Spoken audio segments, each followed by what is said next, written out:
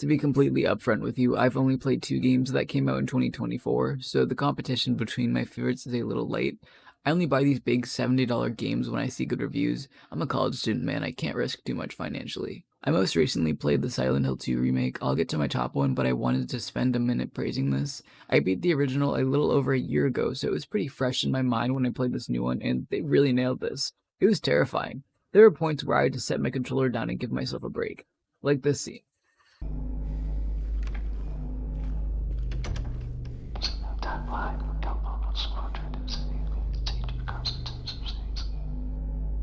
If you love horror, this is a necessity, especially because the original Silent Hill 2 isn't available to buy anywhere, ever, but my copy's legit. Haha. Okay, enough about horror. It's time to talk about one of my favorite games of all time, a game I spent 10 hours a day playing for 5 days straight, a game I counted down the release to for a year. Final Fantasy VII Rebirth. I am so excited to talk about this. Final Fantasy VII is one of the best games I've ever played. For people who don't know what it is, this is an entry into a series called, you'd guessed it, Final Fantasy, where every game is its own standalone story. You don't need to play 6 games to understand this one, and that idea originally scared me off. I seriously thought you had to play 6 games to get to 7. Final Fantasy VII was released on January 31st, 1997, and is accredited as being a massive breakthrough point for JRPGs around the world. It was the first in the series to adopt a 3D style that, while groundbreaking back in the day, has not aged so well, but I'll get into that in a minute. What drew people in was not only the graphics at the time, but an amazing, unique story and an interesting cast of characters. From this point on, I'm going to be saying some spoilers and talking about a story that is so big I'm not even going to try summarizing. If you want a good summary video, I've linked one in the description. I wasn't going to give a warning because this game is older than me, but you never know. My introduction to this game was actually when I was 9 or 10, when I watched a top 10 saddest video game deaths video. One of the top deaths was Aerith's, a major character in the series, and I don't know why, but I thought she was so pretty. And I'm not talking about Advent Children Aerith, I'm talking about Polygon Block Aerith. I didn't even remember her name after that video, but I thought of how pretty she was for years. I finally played the game in December of 2020, funnily enough a day after Sephiroth's Smash Bros. Ultimate trailer. I don't remember what exactly encouraged me to get really interested in it, but I do remember talking with a friend a lot about it, and she actually bought it for me for Christmas. Now I can talk about the graphics again. There's some differences in their faces depending on what you play on, and Steam's is really funny at first. I had a hard time taking it seriously. They do this O thing with their mouth that made me cry laughing when I first saw it. At first I thought the graphics were going to ruin my experience. How was I going to take pivotal moments like, of course, Aerith's death, seriously? Thankfully, the age of graphics wears off within the first hour or so. You eventually stop thinking about what's aesthetically happening and more on what's visually happening.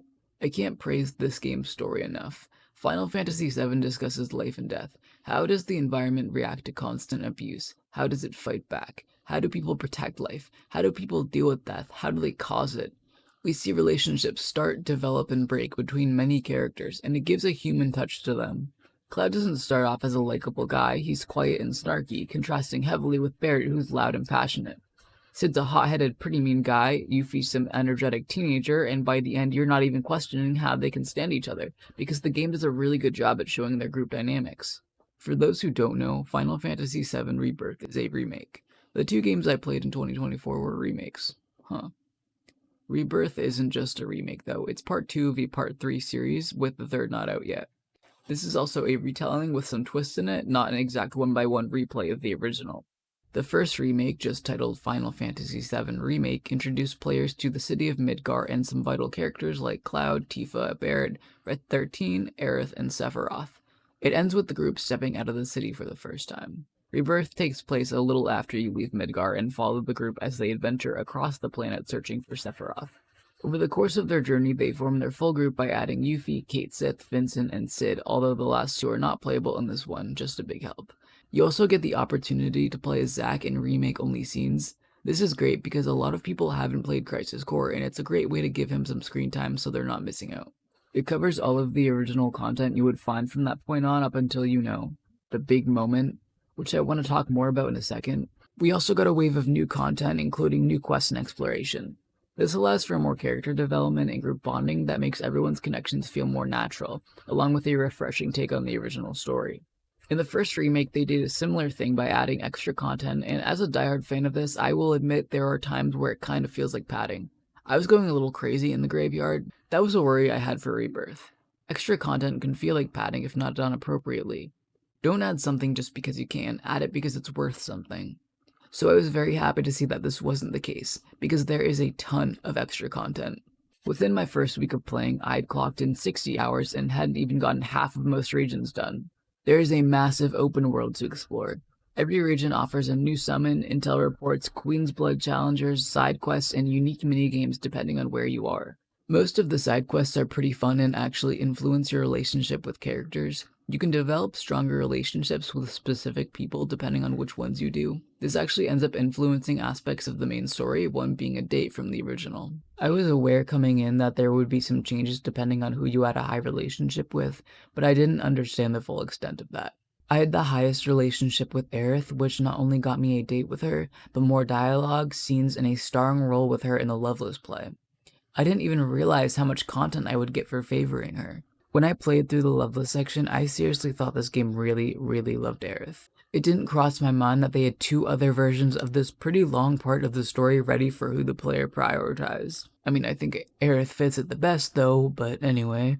Even if you don't do any of the exploration or side quests, which I highly recommend you do, the story is long. The developers said themselves that the main story would take around 40 hours to complete. My playthrough was 47 hours upon beating the story. It took 5 days, one where I sat in that chair playing for 13 hours. And I worked 2 days during this. I had schoolwork that I woke up at 7 a.m. to do so I could play. I was dedicated. Rebirth is a good mix of serious and lighthearted in the beginning. As the story goes on, things get darker and darker until the story gets tragic through the Temple of the Ancients. Having lighthearted moments makes the serious moments hit harder. That's why having a blend was so important to me. When bad things played out, I could feel it. I was stressed, and it made Aerith's death hit hard. I've mentioned her a lot in this video so far. You can probably guess by now that she's my favorite character. When I played the original, even though I knew she died, I cried like a baby over seeing that scene.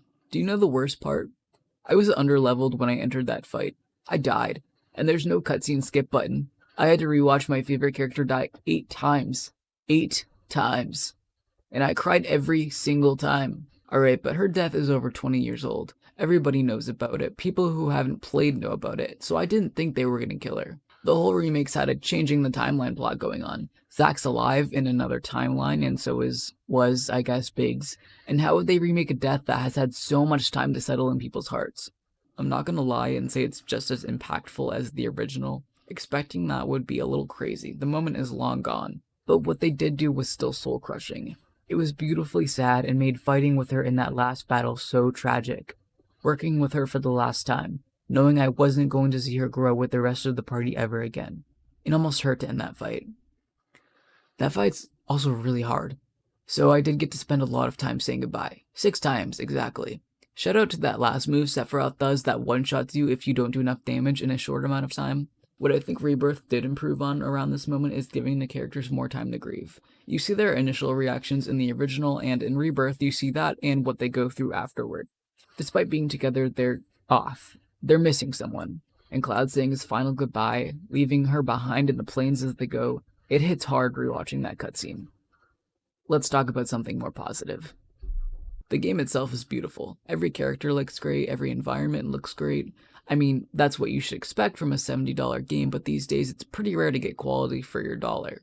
Some people have pointed out little visual issues, mostly in the open world, but considering the size of the game, I am completely fine looking past that. You can tell they really cared when they made Rebirth. This wasn't a cash grab, this was a passion project. It was made with love. That's what makes it so good. They took a perfect game and added more perfection.